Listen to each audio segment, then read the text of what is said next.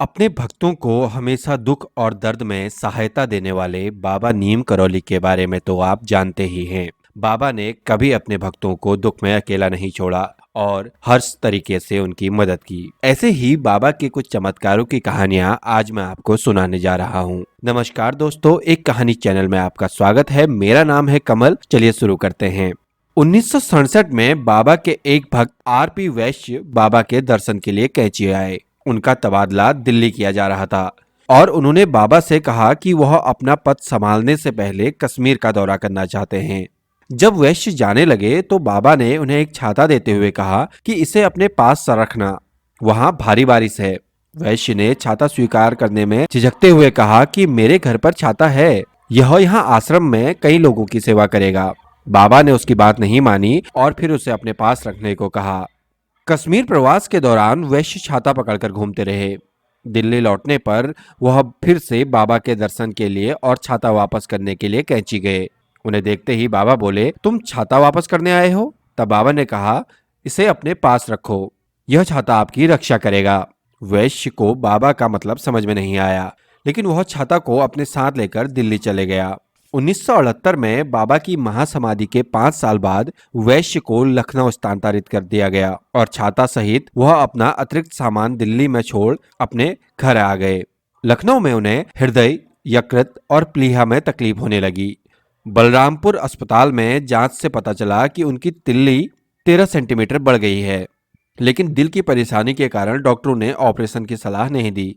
चूंकि लखनऊ में उनके लिए कोई अन्य उपचार विकल्प नहीं था, इसलिए वह और उनकी पत्नी दिल्ली के एम्स यानी कि अखिल भारतीय आयुर्विज्ञान संस्थान चले गए। दिल्ली वापस आकर वैश्य अपने घर से अस्पताल जाने के लिए तैयार हो रहे थे, तभी उनकी पत्नी की नजर वहां पड़े छाते पर पड़ी। उसके मन में विचार आया कि महाराज द्वारा उपहार में दिया गया यह छत्र सदैव अपने पास न रखने से वह बाबा के संरक्षण से वंचित हो सकते हैं। जून के गर्म महीने में श्रीमती वैश्य अपने पति को अस्पताल ले गई और उनके तकिए के नीचे छाता छिपा दिया। वैश्य की एक बार फिर गहन जांच की गई। उसकी तिल्ली अभी भी 13 सेंटीमीटर बड़ी हुई थी। डॉक्टरों ने उनसे कहा कि उन्हें 6 महीने तक अस्पताल में रहना होगा और इस बात पर सहमत होते हुए कि उनकी हालत में तिल्ली का ऑपरेशन करना उचित नहीं होगा। इलाज को प्रभावित करने के लिए उन्हें दवाओं पर निर्भर रहना होगा। उन्होंने उससे कहा कि उसे महीने में एक विशेष गोली दी जाएगी जो 30 दिनों में एक बार उसे दी जाएगी, जिससे कि तिल्ली की लंबाई 2.5 सेंटीमीटर कम हो जाएगी। उसी दिन उन्होंने पहली गोली ली। अगले दिन सुबह उन्हें इतना बेहतर महसूस हुआ कि उन्होंने डॉक्टर से अपनी तिल्ली की जांच दोबारा करने को कहा। डॉक्टर ने उन्हें उत्साहजनक बातें कहते हुए समझाया कि माप की प्रक्रिया हर दिन नहीं बल्कि 6 महीने के बाद दोहराई जाएगी। वैसे इससे संतुष्ट नहीं हुए और उन्होंने अपनी पत्नी को विशेष मामले के रूप में अपनी तिल्ली की जांच दोबारा कराने का अनुरोध मुख्य चिकित्सा अधीक्षक के पास भेजा। अधीक्षक ने इसे फिर से मापने का आदेश दिया और परिणामों से पता चला कि उनकी तिल्ली का आकार वास्तव में 13 सेंटीमीटर कम हो गया था। चूंकि गोली उतनी प्रभावी नहीं थी, इसलिए अचानक हुए इस बदलाव से डॉक्टर भी आश्चर्यचकित रह गए। जब उन्होंने वैश्य से आश्चर्य व्यक्त किया तो उसने छाता खींच लिया और कहा, इसकी कृपा से। दोस्तों, बाबा नीम करौली की एक और कहानी है कि एक दिन बाबा सड़क के किनारे एक मुंडेर पर बैठे थे। तभी बालक नाम का एक साधु आया और उन्हें प्रणाम किया। बाबा ने बालक से कहा, क्या परेशानी है? बालक ने उसे बताया कि पिछली शाम से उसके पेट में दर्द हो रहा है। बाबा ने उसे लोटे में बचा हुआ कुछ पानी दिया जिसे वह धोते समय उपयोग करता था। बालक ने इसे पी लिया और फिर बाबा ने उसे इधर उधर दौड़ाया। थोड़ी ही देर में दर्द कम हो गया। उसी दिन पंडित मामा के पेट में भी दर्द शुरू हुआ। बाबा ने उन्हें तुरंत नैनीताल के अस्पताल में भर्ती कराया और दिन भर अपने भक्तों को उनके स्वास्थ्य के बारे में जानने के लिए भेजा। एक भक्त ने बाबा से पंडित मामा के भिन्न व्यवहार का कारण पूछा। बालक के संदर्भ में बाबा ने कहा, जिस व्यक्ति की देखभाल करने वाला कोई नहीं होता, भगवान उसकी देखभाल करते हैं। पंडित एक अच्छा आदमी है, वह अच्छा इलाज चाहता है और दूसरों से भी यह अपेक्षा रखता है कि वह उसके प्रति सहानुभूति व्यक्त करें। एक दूसरे किस्से की बात करें तो मद्रास में एक दिन महाराज जी ने कहा, मैं किसी अच्छे डॉक्टर को अपनी आंख दिखाना चाहता हूँ। यहाँ अच्छा डॉक्टर कौन है? मैंने उनसे कहा कि पास में ही एक विशेषज्ञ है। महाराज जी ने कहा, ठीक है, मैं उसे अपनी आंख दिखाऊंगा। उस शाम मुझे पता चला कि यह डॉक्टर शहर से बाहर है, इसलिए मैंने सुबह 10:30 बजे के लिए एक अन्य विशेषज्ञ से मिलने का समय तय किया। जब मैंने महाराज जी को स्थिति समझाई तो उन्होंने पूछा कि दूसरा डॉक्टर कौन था। तब मैंने उन्हें उनका नाम बताया तो महाराज जी ने कहा, नहीं नहीं, मैं पहले डॉक्टर को ही दिखाना चाहता हूँ, किसी दूसरे डॉक्टर को नहीं। महाराज जी ने मुझे 3 दिन बाद उनके पास आने को कहा। यह काफी लंबा समय था तो मैं अधीर था। 2 दिन बाद पहला डॉक्टर वापस आ गया, इसलिए मैंने महाराज जी के लिए अपॉइंटमेंट ले ली। मैं उन्हें बताने के लिए तुरंत धर्मशाला यानी कि छात्रावास गया और लेकिन महाराज जी का सामान अभी बाहर जा रहा था। जब मैंने उन्हें बताया कि डॉक्टर आए हैं तो वो हंसे और बोले, आज मैं रामेश्वरम जा रहा हूँ। उन्होंने मुझे अपने साथ जाने के लिए मना कर दिया। लगभग 1 महीने के बाद बंबई जाते समय मेरा चश्मा टूट गया। वहाँ एक विशेषज्ञ ने मेरे लिए एक नया चश्मा बनाया, लेकिन उसे पहनने के 5 मिनट के भीतर ही मुझे गंभीर सर में दर्द होने लगा। विशेषज्ञ ने सब कुछ जांचा और कहा कि सब कुछ ठीक है, लेकिन धीरे धीरे आदत पड़ने के बाद यह ठीक हो जाएगा। मैं मद्रास लौट आया, लेकिन मैं अभी भी उस चश्मे को कुछ क्षण से अधिक नहीं पहन सका। मैंने उन्हें मद्रास में एक विशेषज्ञ को दिखाने का फैसला किया और सोचा कि मुझे किसके पास जाना चाहिए, पहले डॉक्टर के पास या दूसरे डॉक्टर के पास। दूसरा डॉक्टर बहुत जल्दी उपलब्ध रहता था क्योंकि वह कम व्यस्त था, जबकि पहला बहुत ज्यादा व्यस्त रहता था। उसे दिखाने के लिए घंटों इंतजार करना पड़ता था। लेकिन मुझे महाराज जी की बात भी याद थी, इसलिए मैंने पहले वाले डॉक्टर की अपॉइंटमेंट ले ली। जब मैंने अपने बेटे को बताया तो उसने चेकअप के लिए साथ आने को कहा। डॉक्टर ने मेरी आंखों का परीक्षण किया और पाया कि बॉम्बे डॉक्टर ने जो चश्मा दिया है वह गलत नुस्खा था। उसे ठीक कर दिया गया। जब उन्होंने मेरे बेटे की आंखों की जांच की तो पाया कि उसका भी कॉर्निया फट गया है, जो तत्काल ऑपरेशन के लिए काफी गंभीर है।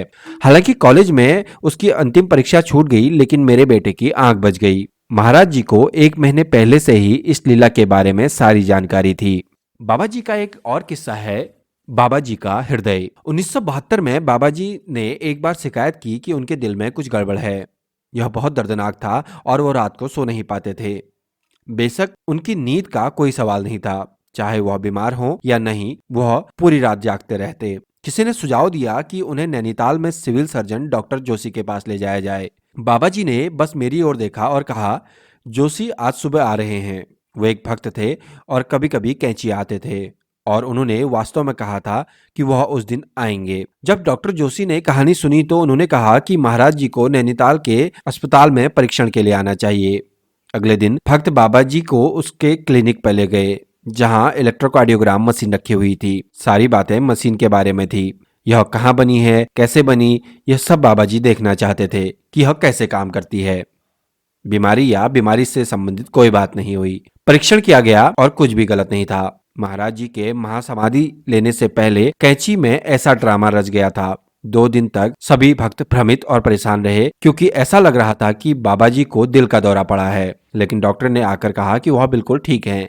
9 सितंबर को जब बाबा जी ने कहा कि वह चले जाएंगे तो पहले तो इंदर ने उन्हें रेलवे स्टेशन पर ले जाने से इनकार कर दिया, क्योंकि बाबा की तबीयत ठीक नहीं थी। हालांकि बाबा जी ने जोर दिया और ऐसा किया गया। जिस दिन उन्होंने समाधि ली, वे उस दिन आगरा में अपने भक्त डॉक्टर से मिले, जिन्होंने उनकी जांच की और पाया कि सब कुछ, हृदय, नाड़ी, सब कुछ सही था। इसे कैसे समझा जाए, यह बाबा जी का चमत्कार ही था। बाबा जी की एक और कहानी में 9 नवंबर 1962 को भूमियाधार में एक अंधेरी शाम को एक ब्रह्मचारी बाबा सड़क के किनारे मंदिर के बाहर आग ताप रहे थे। महाराज जी अपनी कुटी में अकेले ध्यान मग्न बैठे थे।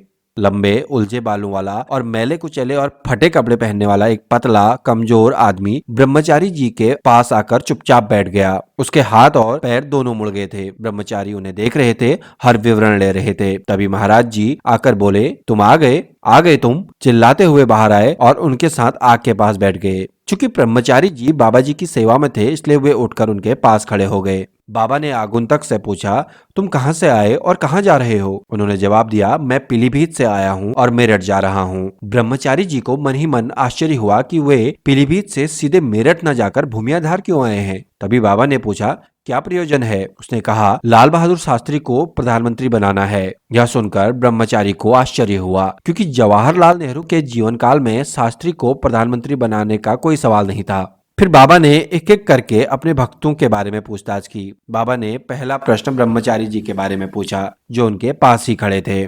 उस आदमी ने कहा, ब्रह्मचारी साधुओं के गुरु हैं, इस तरह के कई सवालों के बाद बाबा ने तुलाराम शाह के बारे में पूछा। वह राम से अस्पताल में बीमार पड़े हैं, उनके बारे में क्या? भारी मन से उसने कहा, यह अच्छा नहीं है कि तुम सबको बचा लो। आज से 7वें दिन वह निश्चय ही मर जाएगा। बाबा तुरंत उठकर अपनी कुटी में लौट आए। अजनबी भी अपने रास्ते चले गया और तुरंत गायब हो गया। इस घटना के 7वें दिन 16 नवंबर 1962 को तुलाराम का निधन हो गया। साधु ने शास्त्री जी के लिए कोई सीमा नहीं बताई, लेकिन वह 1.5 साल बाद प्रधानमंत्री बने। यह कहना मुश्किल है कि वह व्यक्ति कौन था जिसने महाराज जी को तुलाराम की मृत्यु के बारे में पहले ही बता दिया था और साथ में यह भी कह दिया था कि महाराज जी इस तरीके से सभी को ना बचाएं। क्या वह साक्षात यमराज थे? दोस्तों, कमेंट बॉक्स में अपनी राय जरूर दें और जय श्री राम लिखना ना भूलें। हम जल्दी एक नई कहानी के साथ आपके सामने आएंगे। तब तक के लिए नमस्कार।